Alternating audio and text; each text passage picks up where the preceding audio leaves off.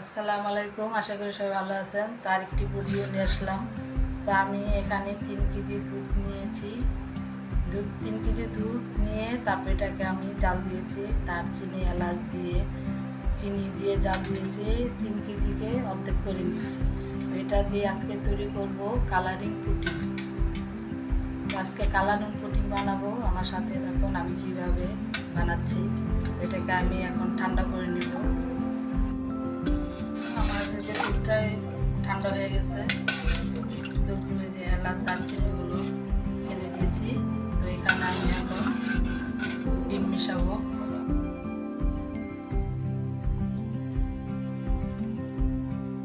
3 KG দুধের সাথে আমি 8টা ডিম নিয়েছি। এটাকে আমি এটার সাথে দিয়ে দেবো।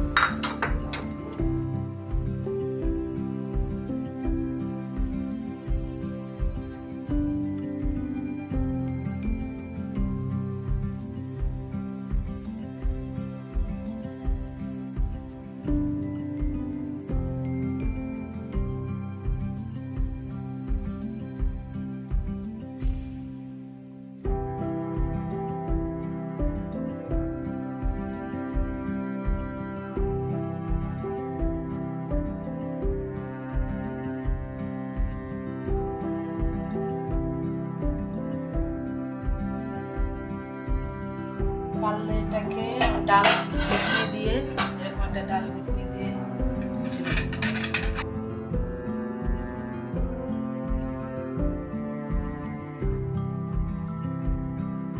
এখানে আমি এটাকে বোতলে ভরে নেব। ভরে তারপরে ছাঁকিয়ে নেব।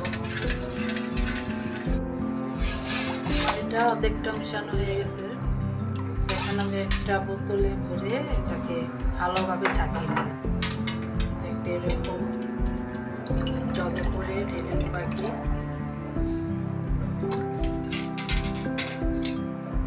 এরকম একটা বোতলে নিয়ে নেবেন, মজো বোতল, ঢেলে দেবেন। যেটা আমার বড় হয়ে গেছে, এখন এটাকে আমি ভালো করে ভাবে ছেঁকে নেব।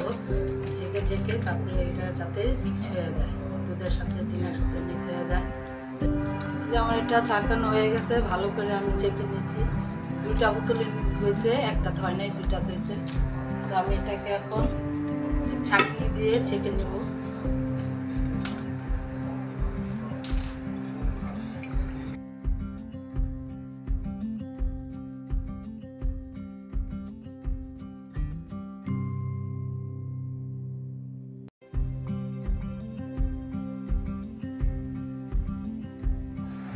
হয়ে গেছে, যে একটা আমি ফেলে দেবো এখন। আমি 3 বাটিতে নিয়ে নিয়েছি। তো এখন আমি ফুড কালারগুলো মিশিয়ে নেব।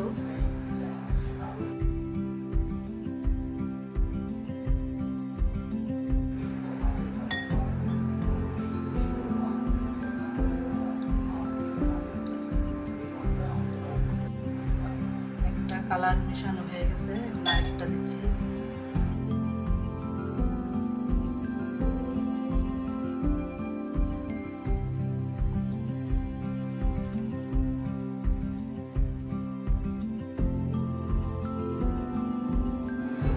আমার এটা 3টা কালার হয়ে গেছে। এখন আমি এগুলো বাটিতে নিয়ে নেব। আমার সাথে থাকবো। আমি যেটার মধ্যে পুডিংটা বানিয়ে নেব। তো এটার মধ্যে একটু আমি ঘি দিয়ে দিব। অনেকে ঘি দিতে পারেন, তেল দিতে পারেন, যার যেরকম ইচ্ছা। তো আমি এটাকে একটু ঘি দিয়ে মাখিয়ে নেব।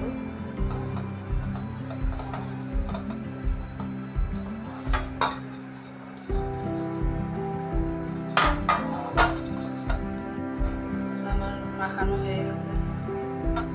এটার মধ্যে এখন আমি প্রথমে সাদাটা দেব। বিসমিল্লাহ।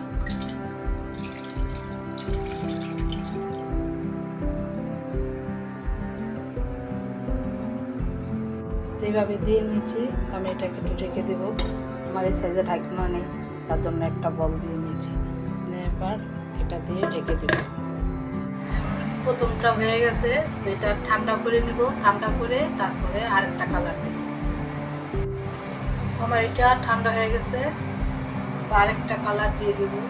এটাকে একটু ভালো করে একটু নেড়ে নিই। ভালো করে একটু নাড়াচাড়া দিয়ে তারপরে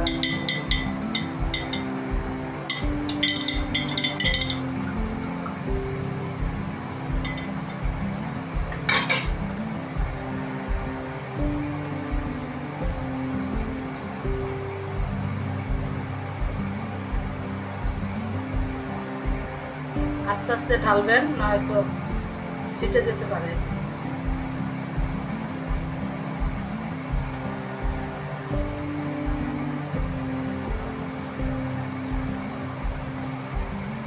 এটা আমি আবার দিয়ে আসি চুলায়। এটা আমার আরেকটা কালার হয়ে গেল। এটা আমি এখন ঠান্ডা করে নিব। ঠান্ডা হয়ে গেলে পরে আরেকটা কালার ঢেলে দেবো, তারপরে আবার চুলায় দেবো। এটা ঠান্ডা হয়ে গেছে, তখন আমি আরেকটা কালার দিয়ে দেবো। একটু ভালো করে নেড়ে নিয়েছি।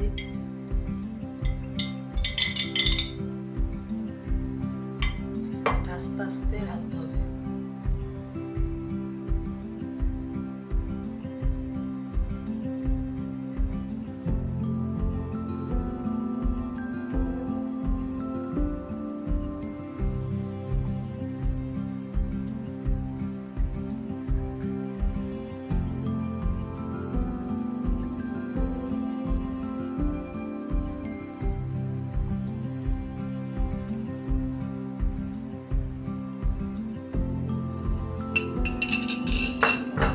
হয়ে গেছে, এখন আমি এটা চুলায় বসিয়ে দেবো।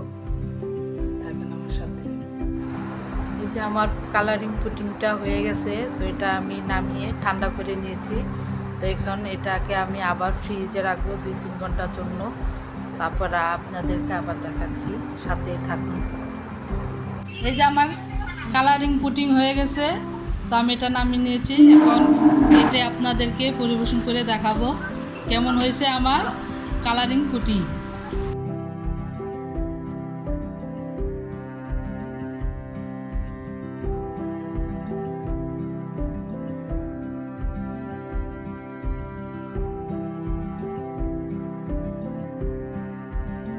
এই কালারিং পুডিংটা এরকম হয়েছে, দেখতে খুব সুন্দর লাগতেছে, খেতেও খুব মজা। তো আপনারা এভাবে বানিয়ে খাবেন।